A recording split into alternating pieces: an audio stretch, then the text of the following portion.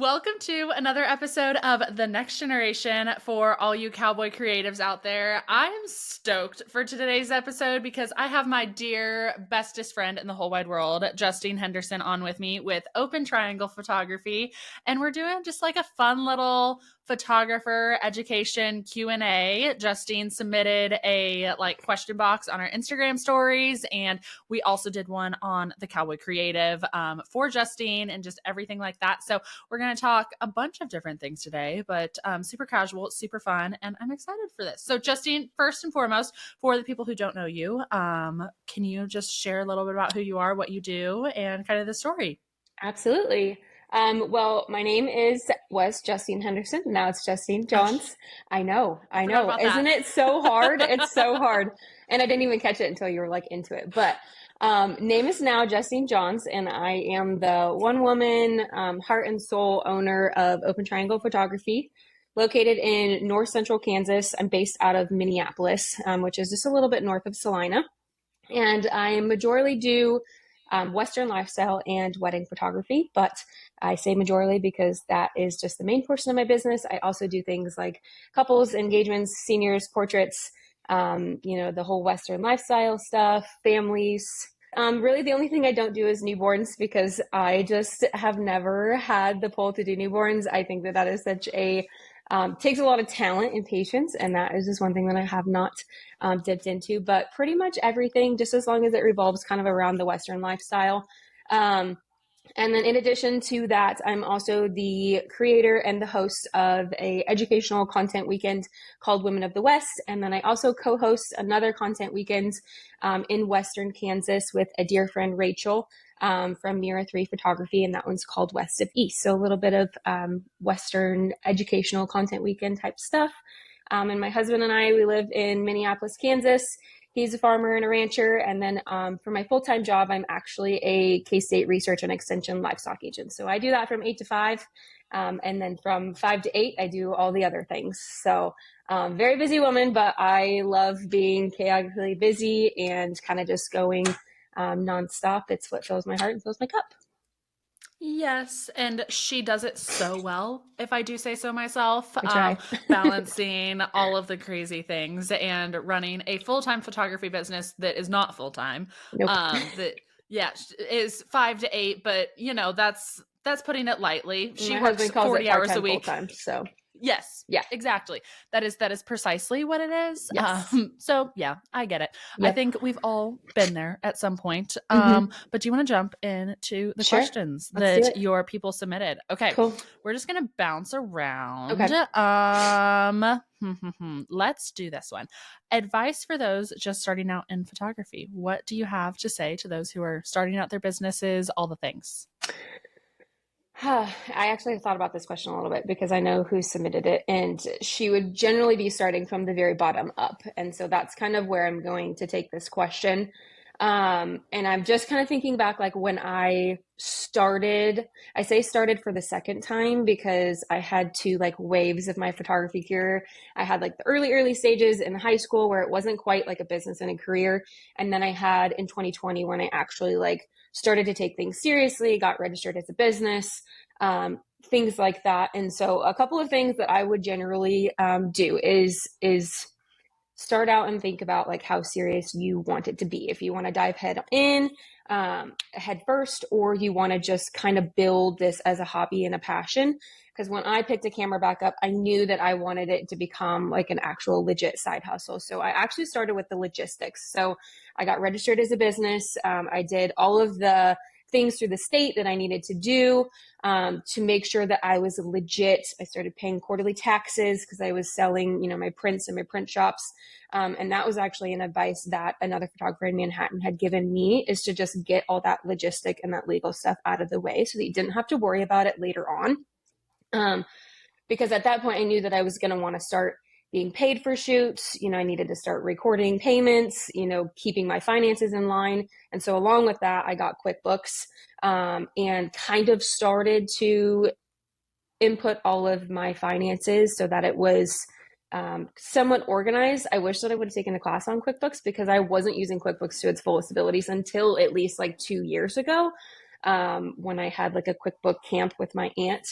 So that was the one thing that I really knew that I wanted to do that I think was a blessing in disguise, because I can't imagine getting like a year to 2 years in and then having to go back and actually be legit and do everything through the state that I needed to do. The other thing was to invest in equipment that will allow you to produce the quality of art and products that you wanted to produce. And by what I mean by that is, before I decided to go back and dive head on into photography in 2020, I was shooting on a Canon Rebel TI-1, which is the first Rebel generation series. And the main turning point that I had kind of in that spot in life was I knew that the pictures that that camera was giving me was not giving me the quality that I knew that I could create, if that made sense. So I made it a priority to invest in some new gear. I didn't get the newest gear. I didn't buy a new camera. I actually invested in a secondhand Canon 5D Mark III, a 50 millimeter and a 35 millimeter. And that's what I shot on for the first year and a half of my photography career. And having that at least good quality gear for where I was at in my career, I think set me up for success. If I were to just shoot on old gear and things that weren't going to allow me to live up to, my full stability, then I was going to get nowhere. So some good gear. It doesn't have to be the newest gear. I'm a huge, huge advocate for, you don't have to have the newest gear out there. Obviously, we talk about this all the time. I still shoot on my DSLRs. I still have my Canon Mark IV. And I tested out some mirrorless lately, and it's just kind of like reconfirmed that I'm okay to stay where I'm at. Because mirrorless is a big jump for me because I'm part-time. And so that just hasn't calculated out right for me, being part-time, not being full-time. And so I just kind of have to like humble check myself every once in a while and say, like, I don't need the newest gear out there. I don't need the newest lens. If what I am producing out of the gear that I have now is good enough for my standards, then I'm okay to stay where I'm at. So finances, get legal, gear. And then my other thing would be, this is the most simple one. And obviously it's very common. A lot of photographers do this, but just photograph and shoot as much as possible. But I would say photograph and shoot as much as possible what you want to shoot in the future or photograph in the future. Don't just take any shoot. Don't just shoot anything, because that is going to essentially be what your portfolio is made up of, what people are going to see on your feed or your social media. So, I photograph particularly animals, horses, cattle, the Western lifestyle. And then I would take a lot of model calls and things like that. And they would be usually Western couples or things like that, because I knew that that's where I wanted my photography business to go. And so that was a huge thing. I don't think I took paid shoots until like 6 months to 7 months, around there, until I knew that I was fully confident. But I just photographed everything and anything that I possibly could. Lots of online learning. I'm a completely self-taught photographer, online, and a few courses. I will say that I revert back to all the online learning, even though I did find the courses that I paid for valuable. I think that a lot of what I found through them, I could just go on and find from my favorite YouTuber or, somebody who offers that kind of education. So those are kind of my three things I would say is the finances, the actual, like the boring business stuff, getting that done first. If you know that you want to make this at least a part-time career, getting good gear, and then just start practicing and start shooting. I literally couldn't agree more on all of that, and a big emphasis on like shooting what you want to focus on. But also, when you're first starting out, don't be afraid to practice and like do some free shoots or other shoots on things that you're not sure on yet. Yeah. Because that is the only way that you're going to be able to know. Like, so for me, when I first started out, and I'm just now really like getting into families and enjoying family photography. But when I first started out, I found a note actually, that I like kept on my desk, that was like, I was probably watching one of my educators on YouTube or something like that when I was first starting my photography business, and it was like niching down and like all of that stuff. And it was like my niching down, like focus or whatever. And the very top in all caps was definitely not families. Hell no. It's like me with And newborns. Yeah, newborns were right under that. Yeah. And now I actually genuinely enjoy family photography. But at the same time, it was like I had to shoot that to know that like that was not my cup of tea at the beginning, Right. and that I wanted to focus on other things. And so like don't be afraid to get out there and try new things, but do a ton of free work. And that is not only advice for like beginning photographers, but like seasoned photographers too. Like I still do free shoots. So Like if do I I. want to go and test out new gear, if I want to go and test out a like vision that I have or like things like that, it's okay, like what are my, let's go find a couple or Mm-hmm. someone like that that can help me execute this vision and that are going to be good models for me. And then like they're just, we're doing an exchange, like they're going to model for me for Yep. free and I'm going to give them free photos or stuff like that, that can, there's no risk behind it of Yeah. like ruining a paid client's experience by trying something new. And like that's not to say that I don't try new things in paid sessions, but it might be like at the end, like, hey, I have this vision. Right. Can we like try this thing out real quick? Or can we try this new prompt or pose out? And for some people it might work and for some it might not. And like that's okay too. So Right. that's my advice Yep. there for sure. Yep. I couldn't agree more. Okay. Number 2. What is one thing that you find hardest to do in your to do and your, I think they meant to say to do in your photography business. Yep. Or I Yeah, typed what's it the out, hardest so I thing? probably messed up on that one. I've had them running all this week. Every time I get one in the question box, I just put it in my notes. Is it just one thing? You can do multiple. I'm going to start with It one. said one, but I'm I going to would like start to with hear one. multiple. I think, okay, personally with me, the thing that I've just found the hardest to do is keep up with social media and keep up with quote unquote trends.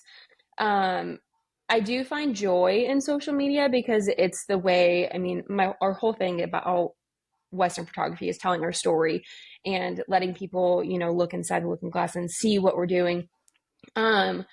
But recently I've actually had a lot of attention on social media, and it can be very hard to have the patience, because we are in the agriculture industry and a lot of like the photography stuff that I put on is ag related. And so not everybody understands the industry. It's actually a very misunderstood industry. And so there's a lot of just, putting out fires and dealing with comments and things like that honestly take a lot of my time that I wish didn't. So more so just keeping up with like public perception and, coming back to every comment that, ends up on your social media with an actual fact or a statistics or, letting that person know, okay, that's not right actually, which is great. I know that's the whole point of our education, but holy moly, does it take a lot of time. It takes a lot of brain power, and just the fact that, I mean, we're a little bit different in the sense as you're a lot better at advertising and marketing. And for me, social media is the main form of all of my advertising and marketing. My website is, I'm getting there with the website, but I still learn things like every day from you in terms of keywords and SEO and all of that kind of stuff. That is, I haven't even dove into that area of things. So social media is my marketing and it is my advertising and it is how people find my business. And so it's a job in itself to make sure that I'm posting once a week, or, I'm making sure that my feed is still popping up on people's feed. And so sometimes I kind of just throw in the towel and I'm like, I'm okay. I just need to like take a little break from social media and then I'll come back. But I used to feel like I had to post on social media every day, or like I had to post like every other day because that's what everybody was telling me. You have to post continuously.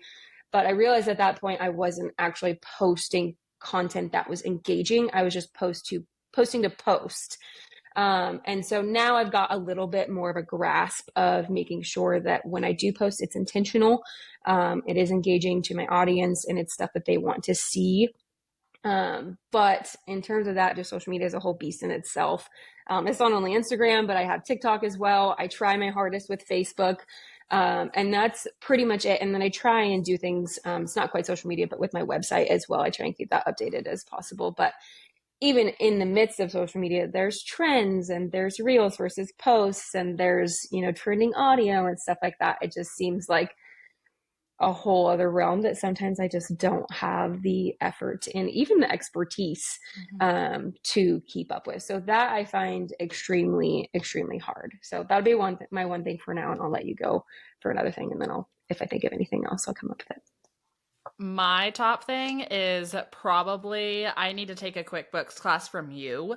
Oh, But like staying on top of all of that because like I have all of my stuff automatically synced to like go into the different buckets and like the mm-hmm. automations and stuff like that. But then like tax season just feels like one of those things that I'm like like shaking my head of like why did I put all of this off so long? And like I'm good at like uploading my receipts immediately and like syncing those to the transactions and all of that stuff.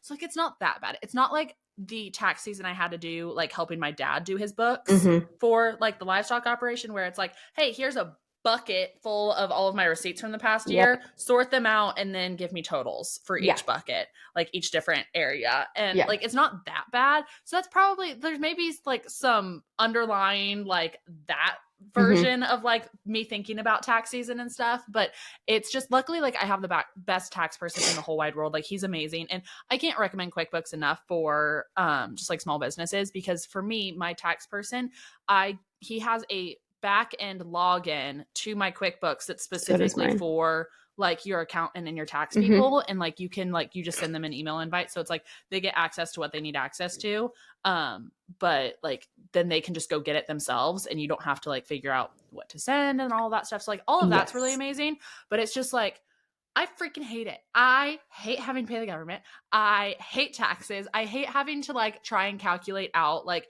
and since like I went full time this year, like full transparency, when I was running my business part time, it was okay, what can we do to get that number at Right. zero? Like, what What else can I expenses write and off? everything? What else can I write off? Like, Yeah. literally, we're writing off everything. What can we do to get that number to zero to maximize the return and like not have Mm-hmm. to pay in and like all of these other things? But now it's to a point where it's like, okay, so I am full time in this. And luckily, like, my husband has a really great job too. But at the same time, we don't want to be, we have a house that we bought this year, but we don't want to be in this house forever. I Right. want to be able to get business loans. I want to be able to like do all of these things. And like, I want to be able to buy land and buy cattle and like do all of these things where it's like, I have to show proof that I have income. And most of the time they ask for your tax return Mm-hmm. on a lot of that. And along with bank statements and all of these other things. So it's like, okay, we can't go through anymore and just write everything off. So it's figuring out how to walk that line of like showing that like I do make income and provide for my family without showing too much Yeah. and like still writing it off and it's just it's so QuickBooks is a whole other beast. Honestly, though, it this is a little bit exaggerated, but it saved my life because, yeah. like I said, the first year, like I had QuickBooks, and the reason why my aunt is a CPA, by the way, so I have my own little like QuickBooks God, Mm-hmm. because she has like the most extensive version of QuickBooks. I just have like the sole business, or the Mm-hmm. simple one, online. And I remember the reason why she made me get it is because I was selling so many prints and canvases and stuff like that, and I had to pay quarterly taxes. And she basically was like, no, you're going to get QuickBooks, you're going to do this correct. And I was like, okay, whatever. And I really was doing more print shop sales than I was actual like service sales. And so I didn't use it to its fullest ability. And this is just me, also full transparency, not knowing the ins and outs of actually running a business. I was doing very bad at actually counting like any expense towards my business, even though I was like, if I paid it for it personally, like my gas, I wasn't recording any of my gas. Like if I paid for something on my personal card, I didn't think, okay, I have to count this as an expense for my business. So by the end of Mm-hmm. my first tax season year, I was absolutely knocked on my booty by taxes because I wasn't showing any expense besides the basic, equipment, gear here and there. And I remember my aunt being like, that just means you made a lot of money. And I was like, but I didn't make a lot of money. Like something's wrong here. And she was like, well, have you been keeping all this records? And I'm like, no. And she was like, well, that's your first mistake. So that was like a huge learning curve for me. Now I just like every single little thing, and I cannot I cannot suggest QuickBooks enough. I mean, even just the taking a picture of my receipts, everything, all my bank accounts are linked to QuickBooks. And so I can record every single thing. I put it in all the different sections, all the different folders. And so when it comes to tax season, I just go in and do a profit and loss report for my tax person. And that is really all that I have to do. So yeah, QuickBooks, I would highly suggest it. Highly suggest it. It can be, I mean, it's what, like $30 a month or something like that. Yeah, it's really not that bad. But honestly, I save money because if I didn't do QuickBooks, it would take me hours and my tax person hours, and I would just be paying that in the hours that I'd be paying my tax person. So exactly. So yeah. Exactly. It's so worth it. So what's your number 2 hardest thing for your business? Or just another thing that's hard? I think it's not hard for me anymore because I think I figured it out. And we touched on this a little bit when I was on the podcast before, but just maintaining work-life balance. I've kind of got that by the head now. I've figured it out, but year 2, year 3, I sure did not have it figured out. And my business was getting, the negative effects of that. My relationship was. And so figuring out, I didn't even know that when you have a part-time photography business, you need to set office hours because, you're not required to be available to everyone 24 hours a day. So doing things like that, making sure that I'm not overloading myself, making sure that I'm setting aside a time for business things, setting aside a time for relationship things, setting aside a time for personal life things.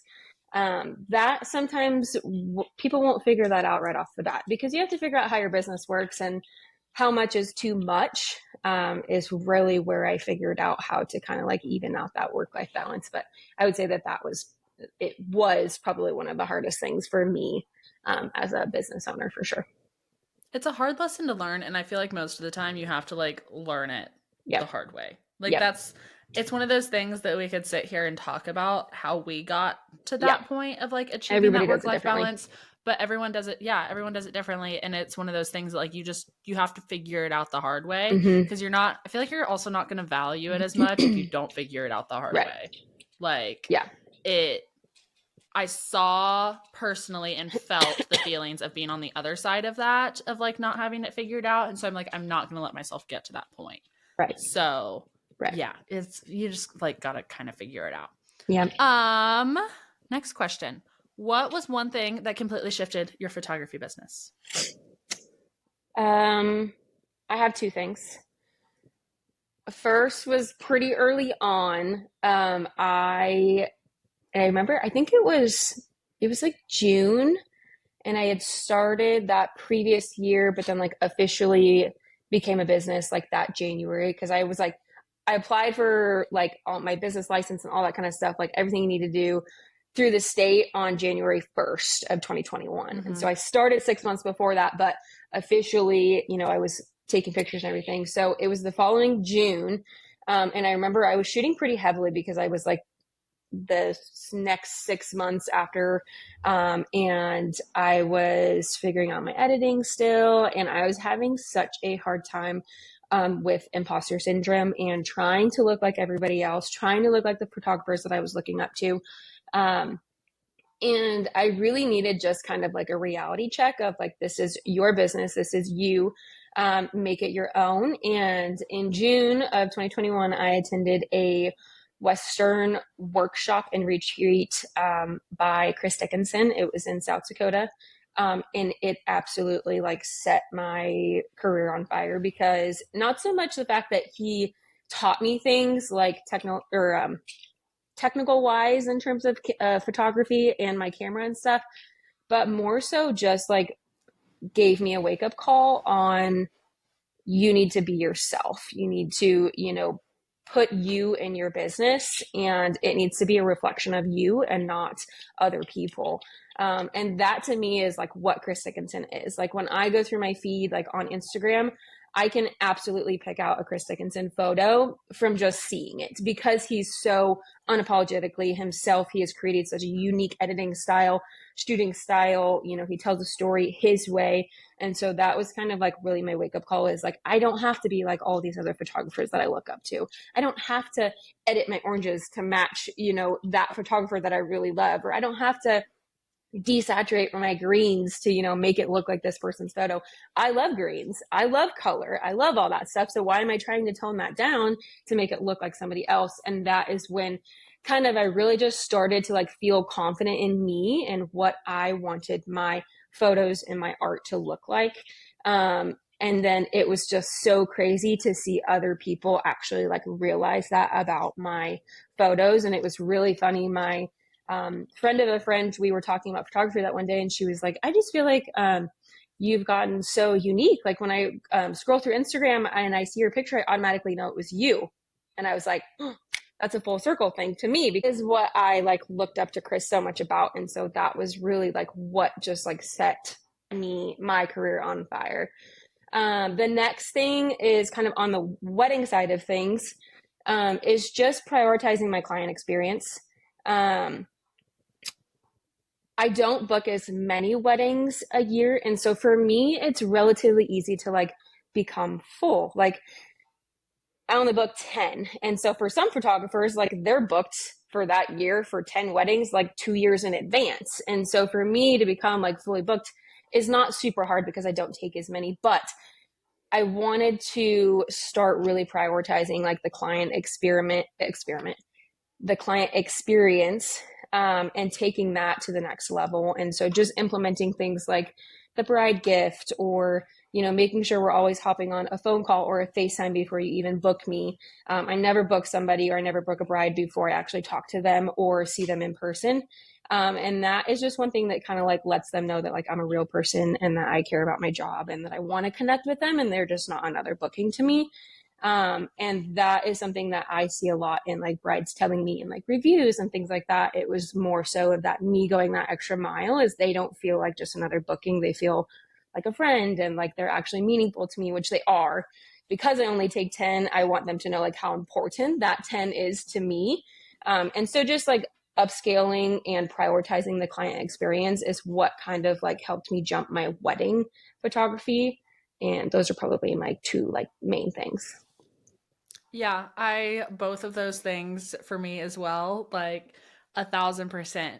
Just getting to a point where I look at my photos and I'm in love with them. And Yes. I look at my photos and I'm proud of them. And that like I am not a big thing with the imposter syndrome is I unfollowed every photographer that I was like comparing myself to, because I couldn't let myself get to that point of like, if I am scrolling or something and like comparing my photos or something like that, or like, oh my gosh, I really love the way they edited their greens, let me go try and recreate that. And Yes. that was just like a super toxic cycle for me at the beginning, especially because like for me personally, I started with like a really cheap preset pack, but then I didn't like the way that it edited onto I like the way it edited on my livestock photos and like my like creative prints and stuff, but not onto my human photos. And so very early on, I did those YouTube videos of figuring out how to develop my own preset and like edit and all of those things. And a lot of that time I was like, but I want my edit to look like this person Right. or like that. And it took me a long time to like finally get my presets, and they're ever evolving. Like I'm always All changing the them. time. But like get them to a point where I look at them and I'm like, I'm literally in love with this. Like Yeah. this is mwah, chef's kiss Yep. perfection. And I'm not like comparing it to someone else's, and my photos don't look like someone else's. Right. And like that's why my clients come to me, is not only like for the client experience, but also like they like your editing style, and so you want it Yes. to be unique, you want it to be you don't like I have such like differing opinions on like photographers selling their presets. Like I think it's a great thing, but then at the same time it's like, but that's what makes you originally you, and like Yes. all of this other stuff. So yeah, no, I literally Yes. couldn't agree more on all of it. I Yeah. love it. Which I started with presets, and it's really funny. I actually just had an inquiry for a mentorship call 2 days ago. Um, and she needed help with editing. And so she wanted, basically her main thing was that she wanted to just hop on and go through Lightroom, and she actually wanted to see how I edit a few photos. which is great. But I told her, I was like, I don't know how well that's going to teach you how to edit, because unless I edit from the base up, you're not seeing the creation of Mm-hmm. that edit or that preset. And I'll be honest, I have never, I've edited a photo from the base up. I don't remember what it's called. It's called something to like edit straight from raw and not use any presets. I don't do that very often because I have just created, I think I started with Beba Vowels. I started with hers, and then mine, I would fix things constantly and fix things constantly. And so I just created a new preset from hers, and then I would add things. So like there's things that I really love from Chris Dickinson's presets that I have. There's things that I really love from For the West and Wild. There's things that I really love from Enneagram. And so I will take something, like I'll go in and look at, if I really love Enneagram's oranges or greens, I'll go in and look at what she has for her oranges. And even if it's, you know, her colors or her sliders or her histograms and things like that, highlights, I will actually just take that and apply it to my preset and add a new preset. So I was telling her, I'm like, I don't know how much this is going to offer you, because I really just start with my own base preset and then I will change it from there. And unless you have that base preset, you can't put that on your photos. And God, I haven't edited one straight from the bottom in forever, because I just use my presets, or I'll just alter my presets and create a new one. So yeah, it's taken me a really long time. I think we're on a tangent now, but it's taken me on a long time to create the preset that I do now. But I'm a big, and this is probably a little bit of an unpopular opinion, but I'm a big preset fan, because Mm-hmm. sometimes I mean, the color grading and all of that stuff is so much. And for a new It's photographer, hard. that's just one more thing to add onto their plate. So I will Mm-hmm. actually tell, I mean, when we do like our workshops and our content weekends and stuff, I'll suggest a few presets, just because it's so nice to just like stick something on a photo and be able to go from there and be like, Yeah. okay, I need to tone this down, or I really love this, or this needs to be more vibrant, because you're not going to get to where that preset is from editing from the bottom up. There's just no way that you have that full capacity understanding of how color grading works and everything like that. So I'm a huge fan and a huge advocate of presets. I 100%, that's how I started, and that's how I got to Mm-hmm. where I was.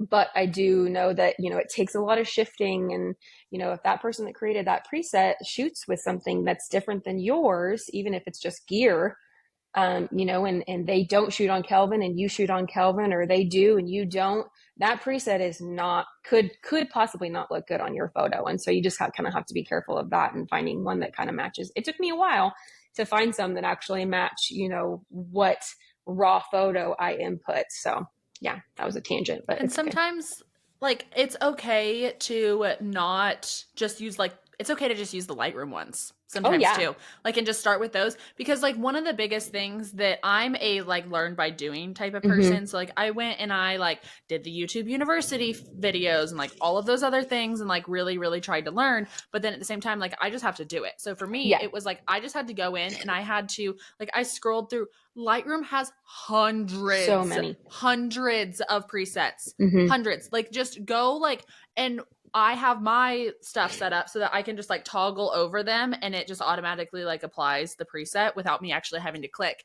And so like just go through and scroll on them and be like, okay, I really love this from this preset, and then like duplicate that photo and then go through and like find another preset that you really love and then Yep. like combine the two and just like play around with it. And Build like, on it.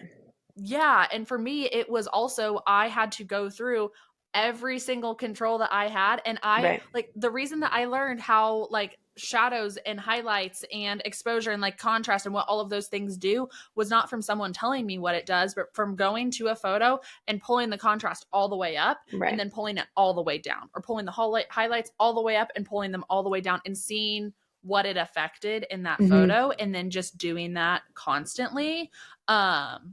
Like, is just how I learned. And Yeah. you're not going to be perfect in the beginning. And that's also like full circle going back to like those free shoots. That's why it's good to start out like in super cheap or unpaid positions Mm-hmm. when you're figuring out your preset and stuff, Right. because you don't want to advertise one thing to clients and then them get a different Yeah. thing. So that's like just another reason that it's Right. good to like just play around and figure Yep. it out. And it's okay that your preset changes or your like vibe or editing style changes as And things it go on will too. change because even mine, like with the seasons, the colors changes. And, Mm-hmm. if it's bright sun or it's the perfect golden hour, as opposed to the most, dreary overcast day, that preset is not going to look the same on Yep. all those photos. So learning how to take those situations and then edit, that one specific preset to get your ultimate desired outlook. So, yeah. I couldn't agree more. Um, this is just kind of a short question, but I feel like it's not talked about enough in the photographer industry and then also just the wedding industry. Is it standard to tip your wedding photographer? If so, how much? I don't actually know if I know the exact answer to this. I would say, is it standard? I know that a lot of people say no because we have that cost built. We make our own prices, and so essentially Mm-hmm. we cover that cost or any cost or our cost, and we're already factoring in what we make in the price that we Yeah. give you. Is it appreciated and does it make us feel like we are on top of the world? Absolutely. A tip of any kind is just like another reconfirmation that you enjoyed the service that we provided above and beyond. I Mm-hmm. tipped my wedding photographer. I tipped actually a lot of my wedding vendors, and they are all ones that essentially make their own prices. I did not tip them all. I tipped the ones that gave me an above and beyond experience from what I was expecting, if that makes sense. So I would say no, it's not standard. Is it appreciated? Yes, 100%. How much is totally, I think it's a little bit different than like normal tipping because if you Mm-hmm. think about like 20% of what some wedding photographers charge is a lot of money. Yeah. I have received, in full transparency, I've received anything from $20 to $300. So Yep. it's really, I think it's totally up to the couple or the clients, and how much you want. I would say that there is no difference if you don't tip me and you do tip me. I mean, there's no difference in like my appreciation for you by any means. I still love you to the dearest, and I still, as long as there's no inclination that you did not like the service that I provided, I still, know that you appreciated me being there. And a lot of the times, I will just take, a hug goodbye and you saying like, thank you so much. Like you were Yeah. literally like the best. When somebody says like, we couldn't have done today without you, worth all the money in the world. Worth all the money in the Yeah. world. I agree on that. A good rule of thumb, because Justine and I both just got married a few months ago, and so like this is very fresh for all of us. But my thought process on it was, if you set your own prices, I'm not tipping you. I did tip my photographer just like $100, just Mhm. because she was absolutely phenomenal, went above and beyond, and that was like my most important thing for that day was my photography. And so I did tip her the day of, and just it was just a little bit. It was not 10%. Yep. It was not 20%. It was not. It was $100. It Yeah. was a very very very minuscule amount, but it was just like a way like, hey, like thank you, I appreciate you. Yep. But then everyone else, so like I tipped our, if you set your own prices and you are not hired by a company, I did not tip you. So, like for example, I didn't tip, I didn't tip our videographer. I didn't tip, oh gosh, like venue, anything like that. I did tip our party bus driver. Cause that person like he's not seeing everything that I'm Right. giving that company. Yep. And he did a great job. So like I did tip him, and I think I tipped him 15% or something, but still like 15% off of like $2,400 or something is Hmm. a lot of money. And so I tipped him, and then I think that was it. Like Yeah. I feel like tipping culture is super toxic sometimes Yep. in the United States. And so it's not, I, my personal opinion on weddings is it should not be expected to receive a tip on Hmm. anything. Like Right. everything should be priced accordingly, that these vendors should not a, expect a tip. It is up to the client's like disposal if they would Yep. like to tip above and beyond, but it should be priced accordingly. If you are a wedding vendor, your stuff should be priced accordingly that you do not expect to tip. I'm also a chronic tipper because I worked in the service Yeah. industry for 4 years. I was a waitress. And I so did too. that's Yeah. just normal for me. Like, I don't know. That's just me. I did gifts like for my Mhm. vendors and stuff like that. So I did tip my photographer. I did tip my videographer. I believe I tipped my bartender because he was awesome. He showed up like 3 hours earlier than I asked him to and stayed 2 hours later. Mhm. And he was just starting out in his business. And so I knew that his prices probably didn't reflect his costs at that point. Yeah. I was like his second wedding ever. And so I did tip him a little bit, but he also got tips from my guests as well. So, and then I think that I maybe tipped my planner because she also was like, I was like, I could not have done my day Mhm. without you. But besides that, Yeah. you know, those were kind of the people that gave me like an above and beyond warm and fuzzy feeling on my wedding day. And, if you didn't do that, then yeah. So Yeah. not expected, I definitely appreciated. That's our yes. long story short answer. Short Short story short long. story There you long. go. There you go. Sorry. Yeah. Short story long. Short story long. Um, okay, next question. Advice on avoiding burnout. I would say how I feel like this is kind of like the time work life management thing is you kind of have to like go through a burnout to figure out what works best for you. I definitely went through burnout super, super bad about like a year, 2 years ago. And the thing that helped me the most, because I tell people all the time, it's not the sessions that give me burnout, it's the editing that gives me burnout. So setting a certain amount of sessions a month and a certain amount of weddings a year for me was prime in avoiding burnout. So now I only take 5 sessions a month, and I take 10 weddings a year. And that it's just taken me like 3 years to figure out that that's kind of my max in terms because I'm abnormal and I'm not full time in the sense that I go to work 8 to 5 and then my editing time is from 5 to 10 p.m., which in most situations, that's when I want to come home and decompress and spend time with my husband and, eat dinner and be a family. I have to be editing. So finding a happy medium of how much is too much is what really kind of helped me avoid burnout and just figuring out, how many sessions a month I can take. And if I'm doing well and if that's working for me, like that worked really well for me this year, January through September. And so October, I was like, okay, I'm really caught up right now. Like I can take a few last minute sessions. So I actually took like 9 sessions in October because I was so, strategic in the fact that I don't want to burn out too early. So now I'm getting to the point where I'm not burnt out. I'm just a little bit tired.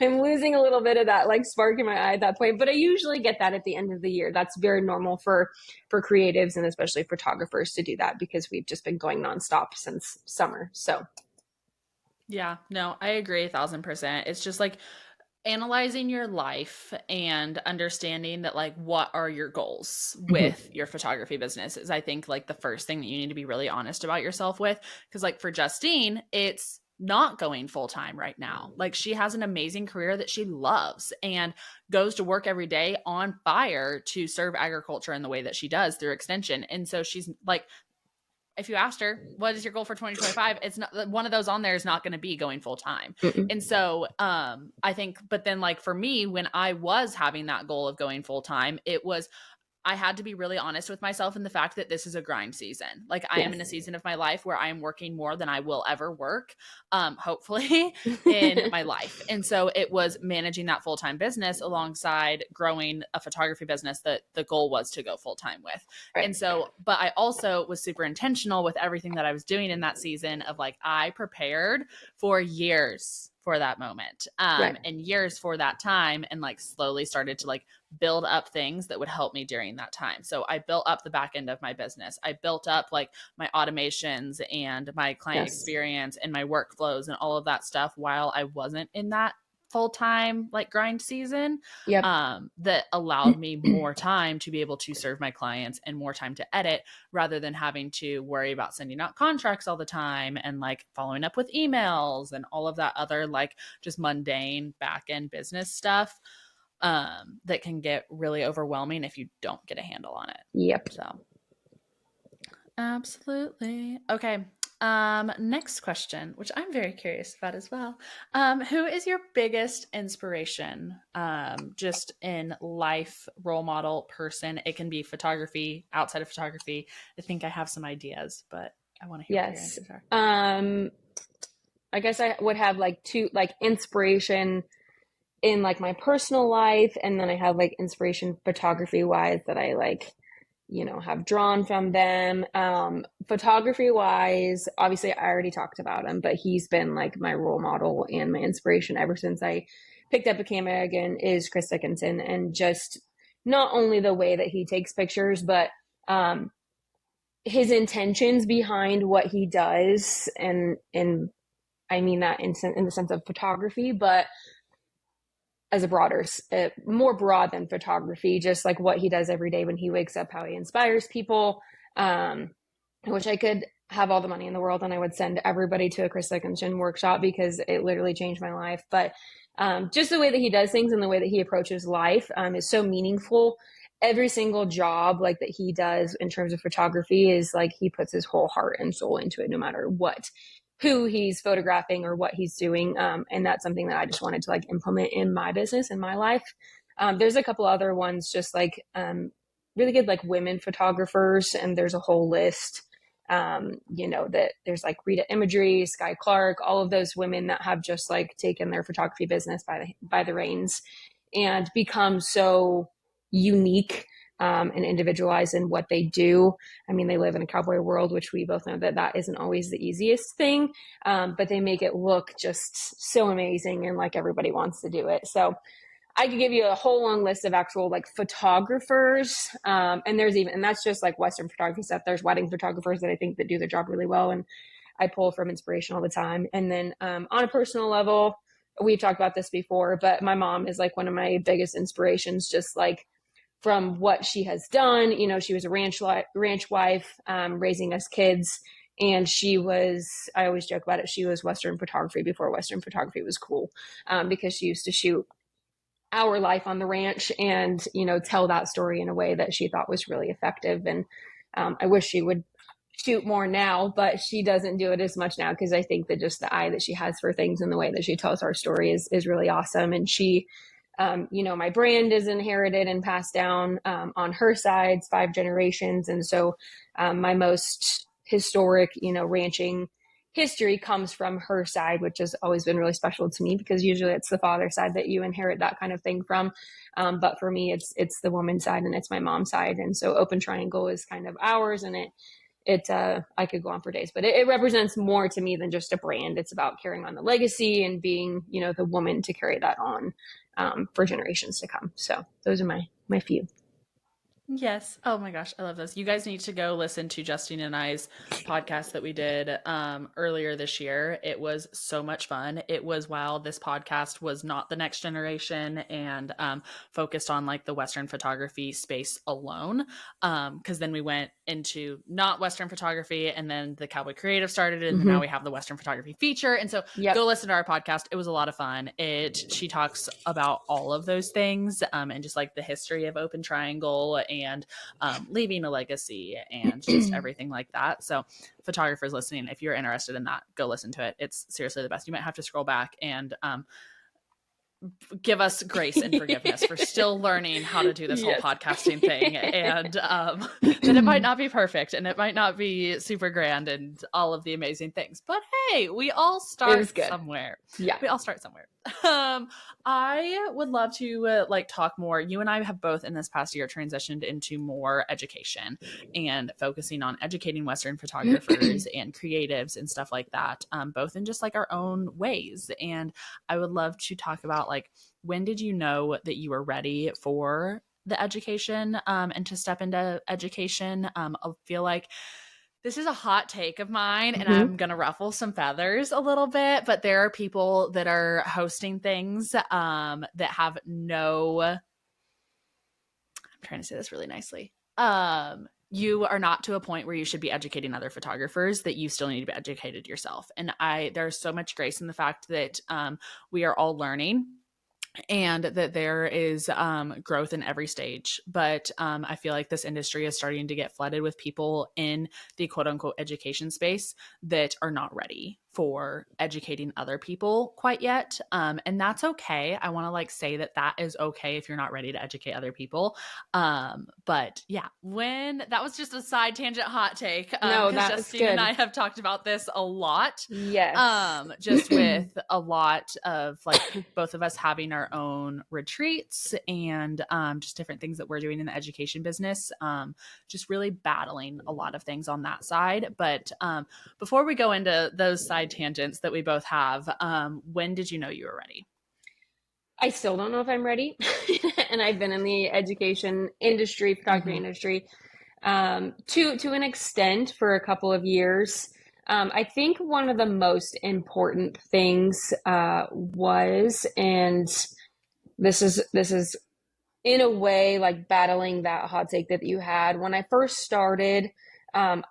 I felt like I was looking at all these photographers who were, creating courses or doing mentorships or, hosting workshops or all these things. And I would look at them and think like, oh my God, they have 10 plus years, 15 plus years of photography experience. It's gonna take Mm-hmm. me forever to get there, like forever to get there to where I can, Yeah. finally be good enough or, have as much experience under my belt to host something like that when that's calling me now. Yeah. And so I think one of the most pivotal things for me is finding out which type of education I wanted to offer. And Mm-hmm. so the education that I offer now essentially maxes out at the content weekends. And that's a whole Yeah. different type of education. I do have mentorships. I have three different types of mentorships. I have one where it's just a question and answer call. I have one where we sit down together and you do the Q&A. And then we also, like if you have trouble with like your QuickBooks or your business or, recording finances or even editing. And then I have one where I create a shoot and then we photograph together and then we go back and edit. So I have three tiers, but I have those. And I, even within those mentorships, I know my limits. So it's like the one photographer that messaged me a couple of days ago about, she wanted to do a mentorship and she really just wanted to sit down and let me edit. I was very real in the fact that I wasn't sure if that was actually going to benefit her. And I don't want her to spend her money on me Yeah. when all I was going to do is we were going to hop on a Zoom call. I was going to get on Lightroom. I was going to apply my base preset and go from there. That's not really actually teaching her anything. So I told her, I said, Mm-hmm. if you want an actual Lightroom class, or if you want a photographer that will edit, from the bottom up with you and teach you all these things, I have some wonderful recommendations for somebody that can do that for you. Because I personally am still learning Lightroom myself. I'm still, Mm-hmm. figuring out, editing in really hard situations myself. And so finding that humbleness or finding those boundaries was really important for me when I started in the education industry, because I am only, God, what did I start 2020? I'm only 4 years in, which is Yeah. really still, I mean, some people might even consider that inexperienced still. I don't consider myself inexperienced because I have really worked really, really hard on becoming educated and competent on a lot of things when it comes to photography in the business, but I am still learning every day. So, on that side of things, in terms of mentorships and things like that, finding your boundaries of what you can actually offer. If somebody just wants to hop on a call and say, what presets have you used? What do I use for financial organization? Or how do I get Mm-hmm. clients? Basic question and answer. I will spill my guts to you. I say that on my mentorships. If that's Yeah. what you're looking for your source of education, I can 100%, because sometimes you just need to talk to another professional and another photographer. I did that with a dear friend, Holly Deshay. I hopped on and I was like, dude, I'm really struggling with Flash. Like, I just need somebody to talk to. It was like a $125 mentorship and it was awesome. I just needed that right before I did my first wedding, Yeah. and she could offer me that. So it really depends on what you're offering and what people are looking for you, and just developing those boundaries of what I could and couldn't offer. In terms of the content weekends, that was one where I just became realistic with myself and said that just because I'm not 10, 15 years plus in experience doesn't mean that I can't offer people something Yeah. really special. So I was Mm-hmm. experienced in the Western lifestyle and creating this, image and creating these scenes and telling the story.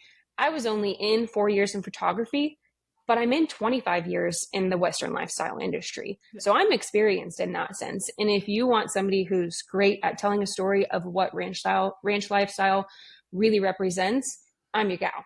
So then it took me that point to where I was like, okay, I can do this. And honestly, at that point, I just needed a little bit of a push. And Rachel with Mira 3, she was my push because she just texted me one day and she was like, hey girl, you want to do a content weekend with me? And I was like, yes, I absolutely do. And so we just kind of took that and ran with it. And we are on year 3 of West of East. We'll get ready to announce it here in like December. And then from there, I just kind of branched off, and I had an idea one day to create Women of the West. And that one came from more of what I was dealing with at like a personal level, so I live in a very small town. Community and connection is really, really important to me.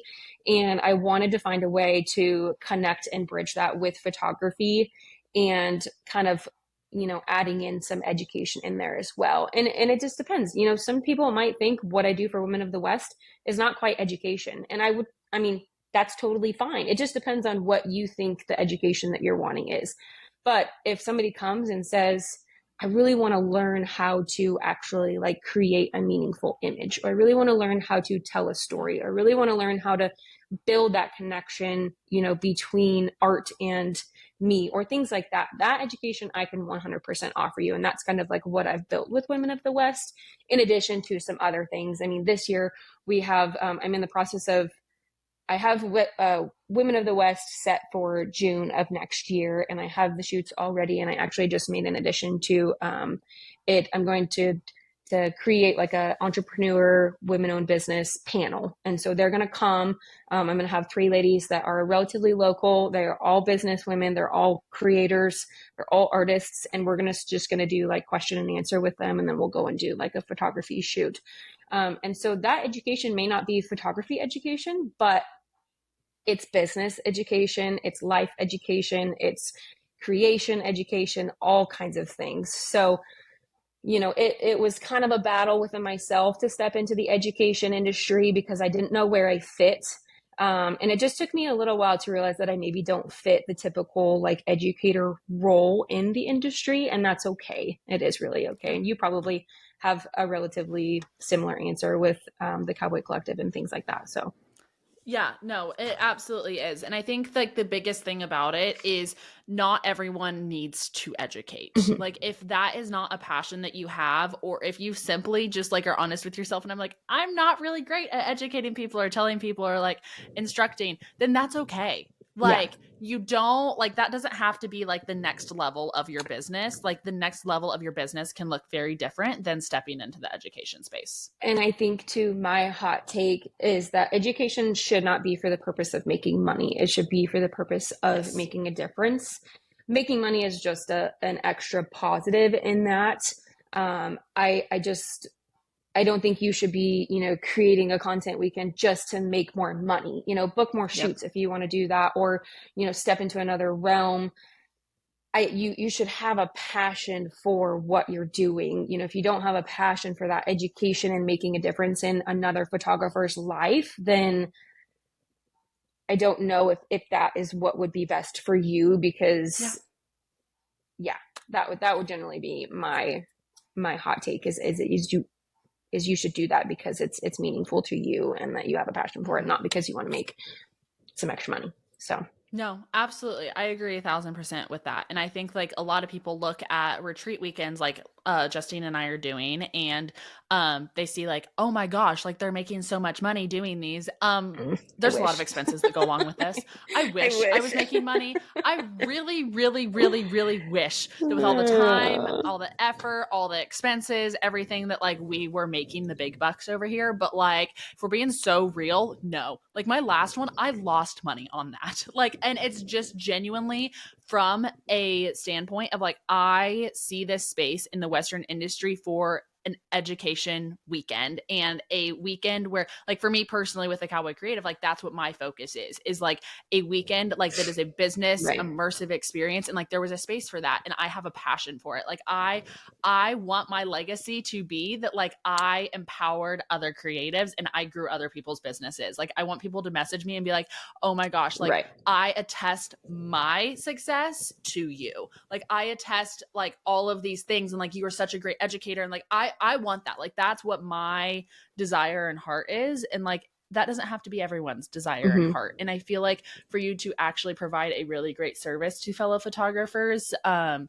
if like you're advertising something, like you have a certain level of like you need to be providing something meaningful, but there needs to be that passion behind it, because otherwise you're not going to actually provide something super meaningful. Yep. But yeah, the passion needs to be there. Yep. Exactly. Couldn't agree more. I loved Same. it. We talked about so many fun things today. For everyone listening, Justine, you can find her anywhere at either Justine Johns or the Open Triangle Photography. Her retreat is absolutely amazing. It really highlights women in agriculture and women in just like the Western space and stuff like that. Women creators, women cowboys, like all of these things, and just really highlights the women's role in the agricultural space. So if she's already sold out her retreat for next year, but be on the lookout for just Justine's stuff coming out and all the things like that. I had so much fun with you today. It was a blast. Justine is a dear friend of mine, so please go give her a follow. Send her any questions that you might have that is related to like her side of the business. She is just a powerhouse at being able to like articulate the ability to share a story, and really just be able to just talk to people in a really great way. So send her a DM, send her a voice memo, all the things. I'm sure she's always there for any questions that you guys might have that we didn't touch on today or stuff like that, because there were a lot of questions submitted that we didn't get to and stuff like that too. But if you gave us each a microphone and the time and ability, we could probably sit here and yip yap all day. All day. And then I'd have to call Spotify and figure out how to upload a 24-hour podcast episode. I don't know if that's ever been done, but we could try it. I don't know if it's ever been done either. I'm not trying to be Joe Rogan over here and do 4-hour-long podcast episodes. So we're good. Nope. I'm good at the hour limit. And it's probably good for everyone listening. But everyone listening, again, be on the lookout for everything that Justine and I are putting out, and just more collaborations with us and everything like that. And to everyone listening, thank you so much for tuning in. I hope you got as much amazing information out today as I did. And we'll see y'all next week on another episode of The Next Generation for all you cowboy creatives. We'll see ya.